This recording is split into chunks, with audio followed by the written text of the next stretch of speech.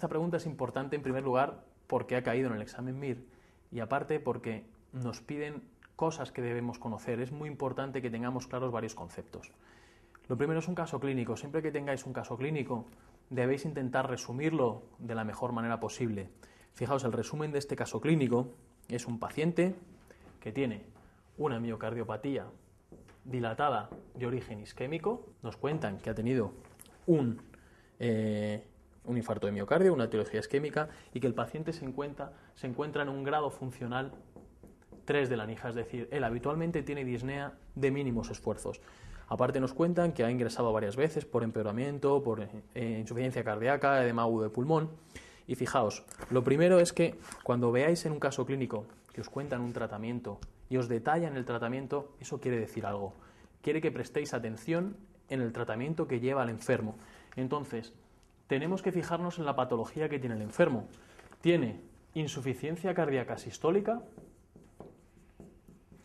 y, por otro lado, cardiopatía isquémica crónica. Debemos pensar inmediatamente qué tratamiento precisa nuestro paciente para estas situaciones. Si nos fijamos en la insuficiencia cardíaca, el tratamiento que debe tener nuestro paciente debe ser un diurético,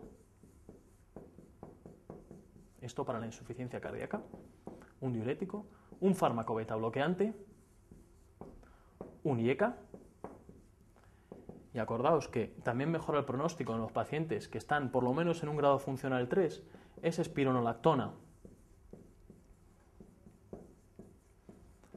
¿Qué tratamiento tiene nuestro paciente? Pues nos dicen que tiene, de los fármacos que hemos escrito aquí, inhibidores de la enzima de conversión de angiotensina, tiene un IECA, el paciente tiene furosemida, es decir, tiene un diurético, y el paciente además tiene espironolactona, porque está en un grado funcional avanzado. En ningún momento nos hablan de que tenga fármacos beta bloqueantes. Si nos fijamos en el tratamiento que debe tener por la cardiopatía isquémica, el paciente debe tener un antiagregante que de elección es la aspirina, debe tener un fármaco beta bloqueante, debe tener un IECA y debe tener una estatina. De los fármacos que nos dicen y que tenemos aquí, el paciente tiene IECAs, aparte tiene aspirina,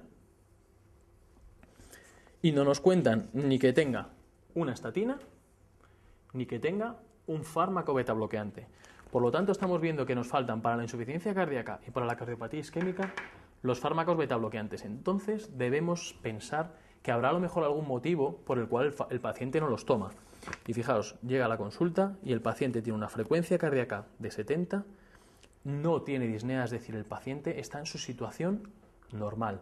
¿Cuándo no puedo dar yo un beta bloqueante? Yo debo pensar que no le dan el beta bloqueante si hay alguna contraindicación, que puede ser su frecuencia cardíaca, es decir, que el paciente tenga una frecuencia cardíaca por debajo de 50 latidos, o bien que el paciente tenga hipotensión y no lo pueda dar, es decir, una tensión arterial sistólica por debajo de 90, o que el paciente sea un EPOC muy severo, o que tenga alguna otra contraindicación para beta bloqueantes.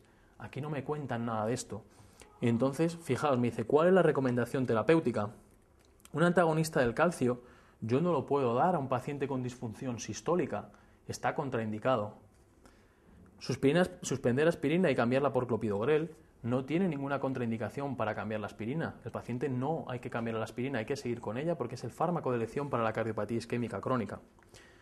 La respuesta 3 no tiene ninguna cabida aquí, hacer una broncoaspiración, etcétera, etcétera, para que haya algo pulmonar que justifique la clínica cuando el paciente el problema que tiene es cardiológico. Las respuestas que os lían es la 4 y la 5. Casi todo el mundo cuando cayó esta pregunta puso la digoxina. Pensar que la digoxina es un fármaco que se suele asociar en pacientes con disfunción ventricular, disfunción sistólica, cuando están en un grado funcional malo, pero cuando están tratados correctamente. Es decir, una vez que tenemos al paciente con betabloqueantes, con IECAs, con espironolactona, con diuréticos y sigue con síntomas, la digoxina por su efecto inotrópico va a hacer que mejoren los pacientes. Pero no olvidéis que la digoxina no mejora el pronóstico en los pacientes con insuficiencia cardíaca. Por tanto, la respuesta, la correcta, es iniciar los betabloqueantes de manera gradual. Siempre los damos a dosis muy bajitas y posteriormente se va aumentando en función de la tolerancia del paciente al fármaco.